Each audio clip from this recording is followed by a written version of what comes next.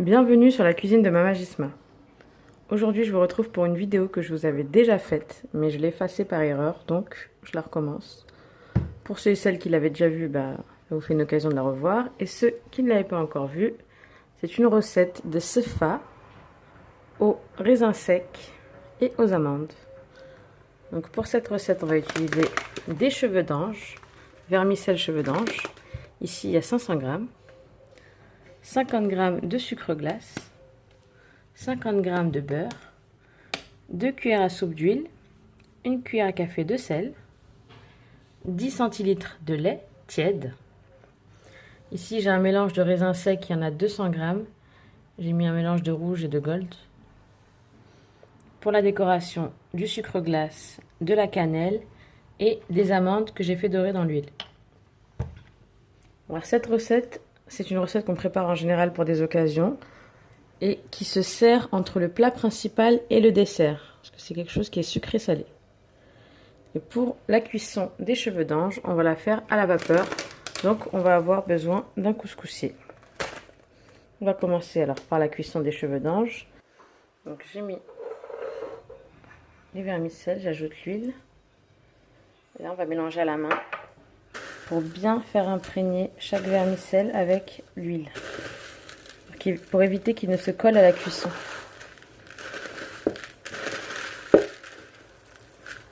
Voilà.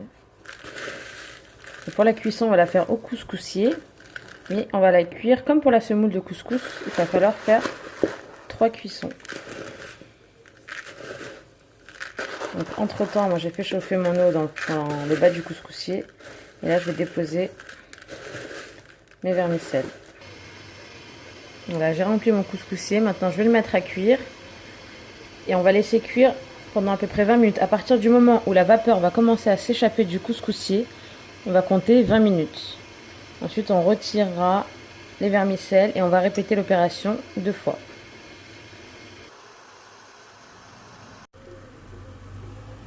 Donc là 20 minutes sont passées, j'ai fini la première cuisson.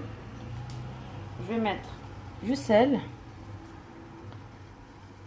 Vous pouvez aussi ajouter un peu d'huile si vous voulez, mais là ça va, il y en a.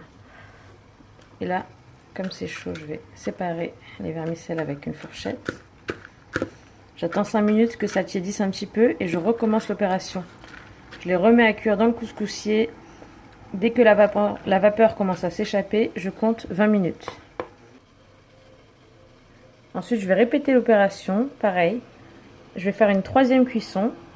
Et une fois que les 20 minutes seront passées, je mets dans le saladier. Et je vous montrerai la suite. Donc là, je vous laisse. Ça sert à rien que je vous remette la 2e cuisson. On se retrouve pour la 3e cuisson. Je viens de finir la 3e et dernière cuisson. Donc désolée si je me répète, mais comme je vous ai dit tout à l'heure, une fois qu'on avait terminé la première cuisson, on répétait la même opération pour la 2e, puis la 3e, et là je vous montre la suite. Donc on essaie un peu de séparer les grains à la fourchette, même si c'est chaud. Voilà.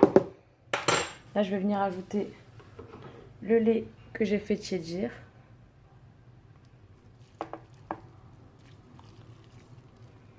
Pour ceux qui n'aiment pas faire le sefa avec le lait, vous pouvez mettre de l'eau bouillante, pardon.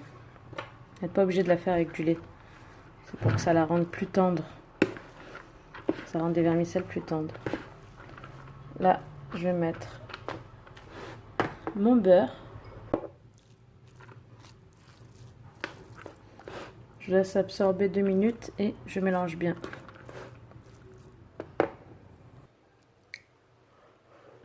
Maintenant, je vais venir mettre mon sucre glace. Les 50 g de sucre glace. Après, ça c'est en fonction du goût. Il y en a qui mettent pas du tout de sucre glace, ils n'aiment pas trop le sucré salé. Il y en a qui en mettent plus. Je remélangerai après à la main de toute façon.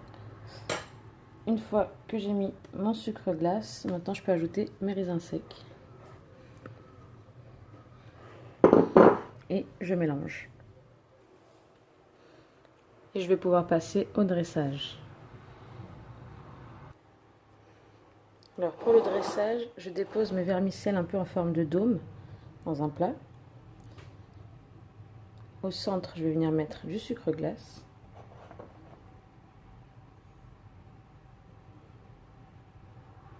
C'est pas grave si ça déborde un petit peu parce qu'après je vais ajouter d'autres choses. Donc là, j'ai mis mon sucre glace au centre. Je vais mettre un peu d'amande. Et je vais faire une décoration avec mes bâtons de cannelle. Avec ma cannelle en poudre, pardon. Je fais des petits bâtonnets.